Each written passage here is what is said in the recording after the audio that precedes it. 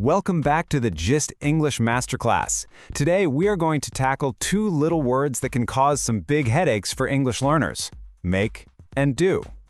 You know that moment, right? You pause before you speak, wondering which one is correct. If that sounds familiar, you're in exactly the right place. This is one of the most common challenges out there, so let's clear it all up together. And hey, you're not going crazy. There's actually a very good reason this is so confusing. In languages like French, Spanish, or Italian, they often have just one single verb, like faire or hacer, that covers both meanings. So English splits that one idea into two, and that's the secret we're going to unlock today. Okay, so let's dive right in.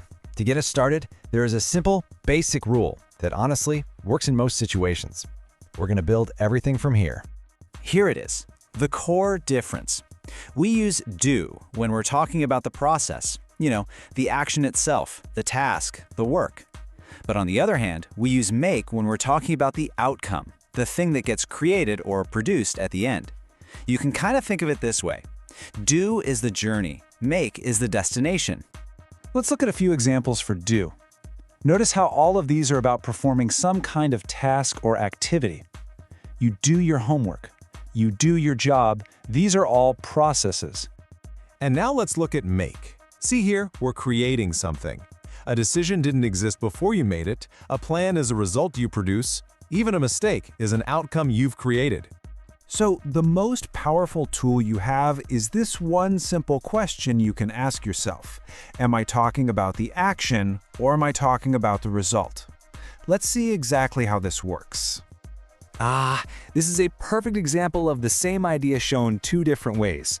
When we say we need to do some planning, we're talking about the activity, right? The process of thinking and organizing. But when we say we need to make a plan, we're focused on the final result, that finished document or idea. And this one illustrates the point just brilliantly. The actual work, the activity, is doing research. That could take months, even years. The final outcome, that amazing new piece of knowledge she created, is making a discovery. See the difference? Action versus result. Now, that action versus results rule is fantastic, it really is, but it's not perfect. Sometimes English doesn't really follow simple logic. Instead, it relies on something called collocations. It sounds like a fancy academic word, doesn't it? Collocation. But all it really means is a group of words that native speakers just naturally use together. You can think of them like word friends that are almost always seen together. I love this because it's a perfectly logical thought. It makes total sense. But the answer isn't really about logic. It's just about what sounds correct in English. And English speakers, we just don't say do a decision. The natural word partnership is make a decision. It's one of those things you just have to learn and remember.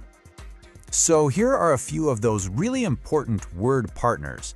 We always make an effort and make a phone call. And we always do business and do our best.